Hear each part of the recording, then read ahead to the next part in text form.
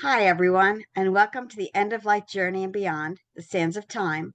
My name is Lisa Strahs-Lorenc. I'm a bereavement specialist, and it's been a while, so it's nice to see you, Susan. It's nice to be back.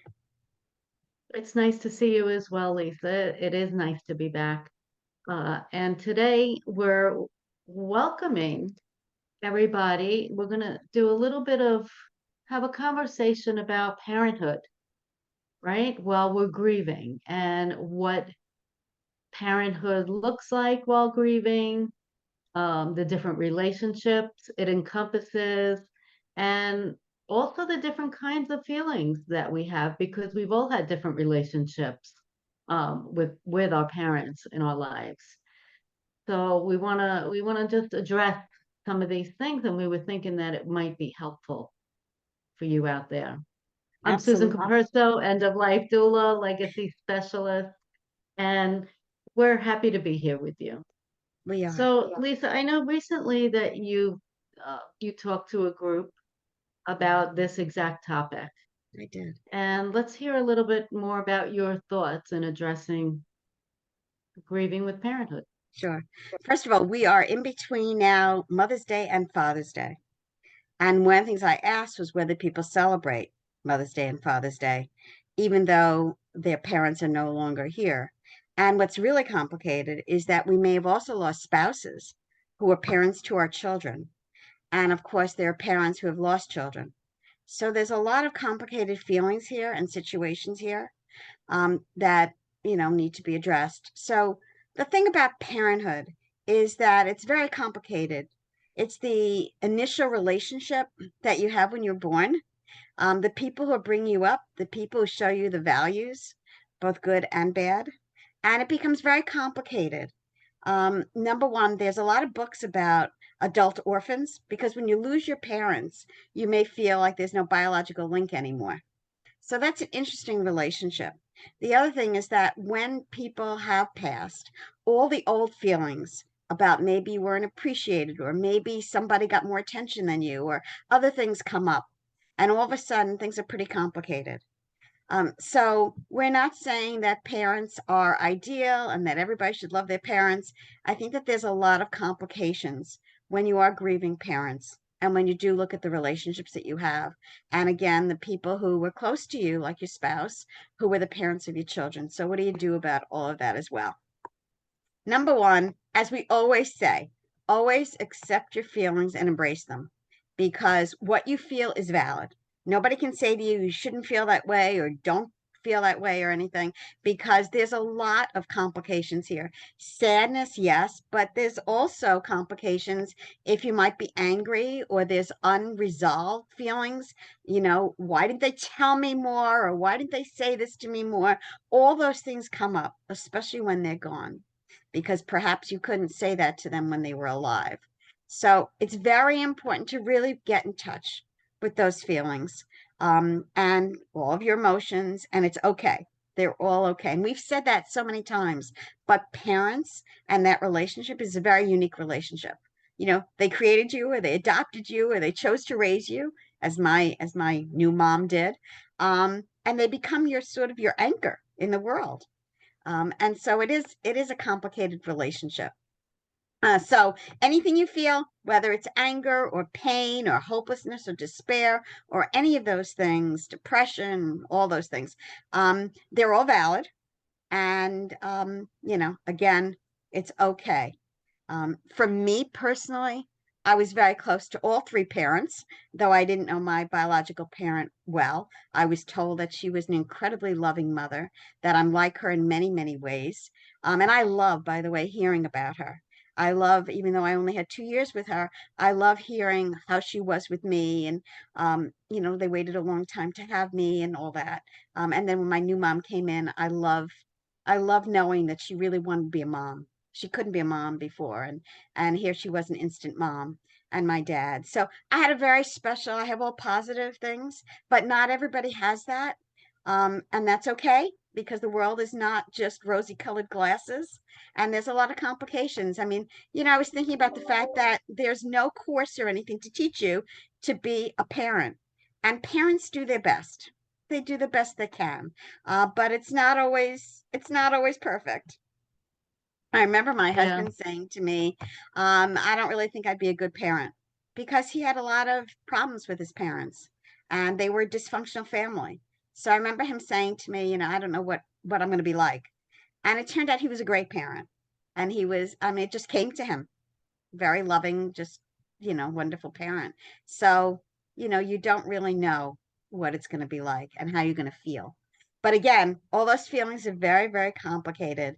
And the experience of loss, again, we always say, doesn't matter how long, there's no wait time on here, there's no, kind of schedule or anything. You feel what you feel and you go through different periods. I call them roller coasters because sometimes something comes up and you say, oh, yeah, that happened, or, this happened, or this I remember. And that's like a roller coaster. All of a sudden you think, okay, all is the same, all is fine. And then something happens.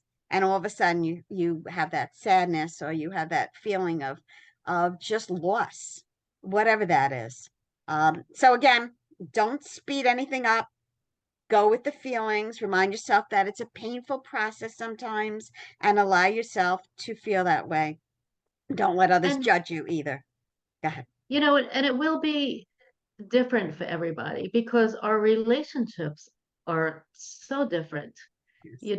I know parent-daughter relationships that are so extremely close, travel together, spend every minute together, live in the same home, Yes. still adult children, and have that tight relationship. And then when you lose that parent, you feel kind of lost. And your anchor, that's a good analogy of that because you really feel lost. And then don't know what to do with yourself or how to proceed or how to move forward, just as strong as it would be with a spouse that you lived with for 30 That's right. years. I mean, and then other people lived less time with their parents, maybe 16 years, 15, 16, 17 years, and then spent more time with their own families and never had a good relationship with their parent for one reason or another. So their grieving process That's right. will be different.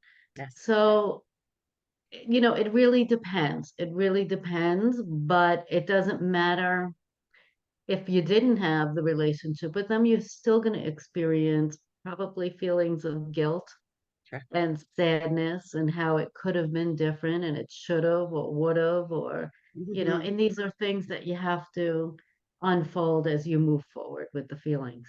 That's right. That's right. And the other thing is, of course, when you grieve, always take care of your well-being. It's really hard because you're feeling depressed or any of those conflicts. And now you're going to have sleep problems or lack of appetite or irritability, all those things. So it's tough work. And day to day, just try to take care of your personal needs and what you're going through at the time. Sometimes it's very distracting, but trying to get back into some kind of frame, um, is the best you can do. Again, go with it. And of course, there's always the 5 stages of grief, and you'll go through some of those as well. But again, try to get enough sleep. Try to take care of yourself. Try to drink water. Try to keep moving. It's easy to say, but when you're going through grieving or sadness, it's difficult. So let's talk about helpful things. Okay. For me, I love memories. And there's so many memories talking to other family members and other loved ones about what you remember growing up or about, things that they did. Memories are just wonderful ways of passing on legacies and keeping a lot of things alive, of what happened, stories. Love the stories. And sometimes they seem painful, but as the stories go forward and as they're flowing, I think that with time, they become more comfortable. Um, you don't have to share all your stories, but you know, obviously things that you remember that are positive and that you want to pass on. I love talking, by the way, to my grandchildren about my husband and what kind of father he was and what we did, with the family and all. It helps them sort of know him and what he was like. I love that. And I think that's really good for them. It's great for me too, because I love feeling like he is a presence there. And I love talking about my mom and dad, because, of course, my mom was somebody remembered by my daughter, so she can talk to her children about. My father, unfortunately, died before they were born, so they don't really know anything. But I love talking about, what it meant to be a parent for them and for me to have them as parents. So it's a really nice legacy to continue that and to create new memories. You can do a lot of things. You can plant favorite flowers, you can adopt plants or pets or something, you can do community work in their name, which is really nice. You can donate to charities and all. um I love doing things that continue, like, we've mentioned food before. I love cooking things and talking about things that my mom cooked and that she enjoyed. They become sort of a whole legacy of the things that we did. I love talking about my Our father. legacy with food would be to take recipes if they have Yes, old recipes in the families and put your own book yes, together with a spin on it, but include the recipes and make sure you include a picture or two, yes, of them as well, because that's something that will go down, in your family history. yes, I have a friend who goes once a month, just once a month, but takes a ride all the way out to the cemetery and, visits both his parents. And spending time connecting in quiet time, bring a blanket and just spend time. That can be comforting as well. yes. And I still love my online memorial. I go to it with different dates and different things that I want to write. And I love being able to show it to people because it's Mhm. where he sort of lives online. And it's nice for my grandkids also. My grandkids are starting now to read more, and they've gotten in touch with the fact that I've done 2 books in his memory. So it's really nice to be able to, at some point, they're going to read it. They're going to read the whole thing. And Yeah. that's going to be really interesting because they'll learn a lot about him and the family and all. So, and one thing I want to mention is forgiveness. At some point, I think that there needs to be some forgiveness. You can't really harbor just all the resentment and anger and all your whole life. I think that just takes up too much space in your own life. So at some And you're only point, hurting yourself. Yeah. that's right. That's right. So Yeah. forgiving people, it's difficult, but again, I think that's really important. And find a Being way to bring that closure in and figure out how to do that. Do a little research online. Go somewhere and spend the day. Go to a beach alone and just let go. Let Yes, go and surrender, and boy, it'll help you feel a lot better moving forward. it will. It will. And it's really nice to talk to others who can comfort you and who know that person. Um, so my mother substitute is this 96-year-old woman. And whenever I go to her, I mean, it's been 23 years since my mom's been gone. That's my mom's best friend. So when I go to her every Friday, it's lovely to be able to talk about the memories that she has of her and talk about what they did together. We open up the photo albums and we look at pictures. It's really nice. It's really, really nice. It's the way of really celebrating. And by the way, her husband was my father's best friend. So, and her husband isn't here anymore, but it's nice that they had that relationship with my parents. And So it's I so celebrate wonderful it. that she has you in her life to do these things at the end of her life. And I could say that because she is in her 90s Yes. and we only have 100 years to live, they say. Yes. But it's nice to be able to help her um, come full circle, Yes. when it comes to some of these things, like the sharing the photos and the stories. And Yes, yeah, and movies too. If there's any movies, I love playing movies. Even movies that the two of them really liked and that they always watched together. They yeah. had a lot of similar tastes and they loved Hollywood. So it's really fun to be able to play a movie that both of them really enjoyed. Gregory Peck or Clint Eastwood or Harrison Ford or whatever. And it's fun to watch her face and say, oh, yeah, I used to watch this too. And yeah, I enjoy that. So what I think we're saying here, Lisa, is even if your parent is not alive and you miss that opportunity, or you didn't have the relationship, or any of these things that we're talking about, um, adopt a parent. That's right. Find somebody in your life, whether it be volunteer or just giving 3 hours a week on a Saturday to be able to give back to somebody to help you come full circle in that way. Yes. And I'm glad you brought that up because there are a lot of causes. My father died of a heart attack, and I was very interested in the American Heart Association at that time. And I did, some work with them. Obviously, with my husband, pancreatic cancer, that became my cause as well. So that's something that makes you feel like you're doing something in their memory and something that's really productive and positive. So I'm glad you brought that up. When my Yeah. father died so suddenly, I did go to a grief group. And I'm very supportive of groups, and not everybody feels that they're as positive, but I do. And the group was wonderful. In the 8 weeks that I was there, it really gave me an opportunity to write him a letter, to talk about him, to talk about the relationship and all that. And out of that came a book, and I want to mention the book. Since it's out of print, but you can get it through libraries and through, I think it's called thriftbooks.com, and it's called Recovering from the Loss of a Parent. I contributed to that book back in 1980, maybe 86, 87, something like that. Was published by Catherine Fair Donnelly. She was the author, and it's a really nice book. And what it is our stories, each of us talking about different periods of the grief. How we handling the surviving parent, how we handling holidays, birthdays. And each of us, I think there might have been 20 of us or so, spoke about our lives.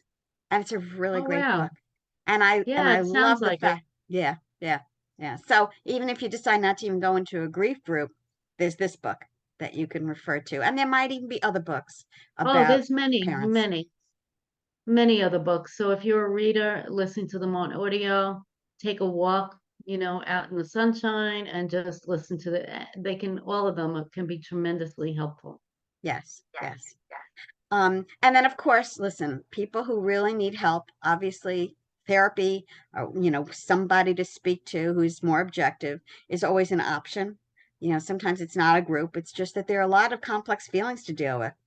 Um, I know that I had that with my grandmother. My grandmother was the mother of my biological mother who died, and she was 26, and my grandmother was whatever she was in her 40s or something, 50s, I guess, when she died. So, there was some complex feelings about my grandmother and about me being her granddaughter and substitute daughter, and that was very complicated. So these feelings, might be part of the grieving process. It certainly, by the way, was a weight off my Sure. shoulders when my grandmother died. I hate to say. I went through a lot, a real lot, trying to be something that wasn't fair for me to have to be. So there are a lot of complex feelings, and they may return at different stages, at different times in your life. Something may just trigger it.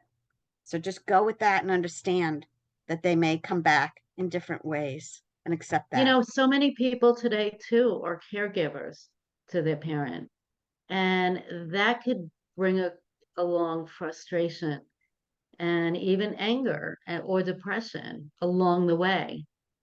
And when you lose your parent after that, sometimes it takes time to get Yes. a grasp on what just happened because they didn't leave as a healthy, vibrant Right. individual. Uh, it was a burden. It was a Yes. burden, Yeah, just like you had said, Lisa. So that requires a little bit of different healing time it does. for yourself. It does. I think the bottom line is that the whole process of grieving after a parent's death is very complicated and leaves a lot of different feelings. And I think that we all just need to understand and accept different feelings that we have and what we go through. And saying that everybody's situation is different, and we need to just be kind to ourselves, be compassionate, And be embrace kind and patience. compassionate to others Yes, because every situation is different. So when you have a friend who's lost their mom or lost their dad, oh, we're so sorry about that, but it's not all the same, right? On the yes, spectrum. So imagine a ruler. At every inch is going to be a different relationship that that friend had with that parent. So really, the bottom line is just to be a supportive presence in their life, no matter the the guilt, the happiness, the closeness, the disconnect, the dysfunction, no matter what Yes, those things that they went through. And we all go through different things sure. in our lives. We all have that. So you don't, one friend maybe grieving in a different way. So just be that supportive presence and that shoulder and that ear, and that's all you can do. I want to go back to Mother's Day and Father's Day. Okay. I think that it is a special gift if you can bring something forward from those days, whether it's watching a movie that they liked or serving something that they enjoyed or that you enjoyed from them, or a special memory or a special place to go or something that keeps them still with you in some way. I do that in my own way, and I just feel like it's a great way of continuing a legacy about parenthood. And, the people who are around you see that. And I think that will give them ideas too. There are so many things that you can do to remember your parents. That doesn't have to be a whole day of it, of everything, but And it could something. be the whole family included. So take a hike, go to a Yeah, local park, and let's take a hike and think of grandma today, or think of grandpa today, yeah, or they like to go there. So let's all go there and invite other family members and yes, just make that a celebration for yourselves. yes, yes. So that's a story of parenthood, and it's complicated, but it's also a gift. It's a gift because you're here, and you came into the world because of them. That's right. And you That's right. wouldn't be here, if it wasn't for your parents. So no matter what the circumstance, celebrate and embrace that in itself. Yes. Good. Good advice. Okay. All right, Lisa. So Well, you enjoy this beautiful day today. you too. And we have some real special shows coming up where we're excited about. So please stay tuned and join us. Yeah, A couple things that we're working on right now. I thought of this while you were speaking, Lisa. So I just wanted to bring it up. On my website, or there's an Etsy shop called The Healing Garden. I love that. And it was really nice this week. A woman had reached out, and her dad passed away unexpectedly in a motorcycle accident. Mm, And she's going to visit her mother shortly.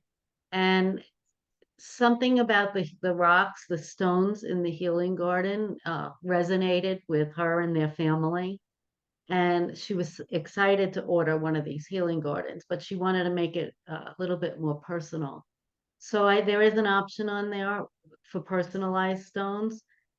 So she sent me all these amazing messages, and they were things that her dad used to say to her mom. nice. And then we did it like a quote almost, and then signed his name underneath it. Oh, that's I nice. just thought it was really special.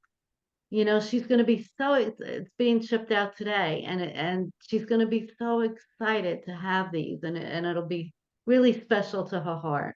Yes. So you can go on Etsy and look for the Healing Garden, or on my website and find out more information there. And as a testimonial, I have sent healing gardens out to a number of people, including caregivers, people who are grieving losses, and pet loss. So I've done all those, and they've been Yeah, amazingly helpful and comforting for people. So thank you. thank you, Susan, for doing that. Thank you. Yeah.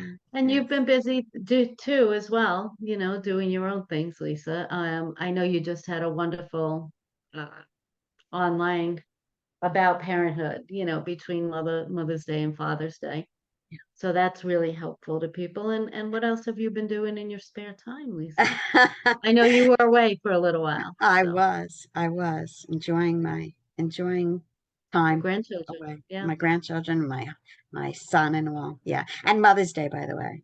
Mother's Day is really special with my son. He enjoys it and he likes doing special things with me. So I hope you Mm, have a nice Mother's Day as well. yes. Okay. Excellent. It Okay, was good. really nice this year.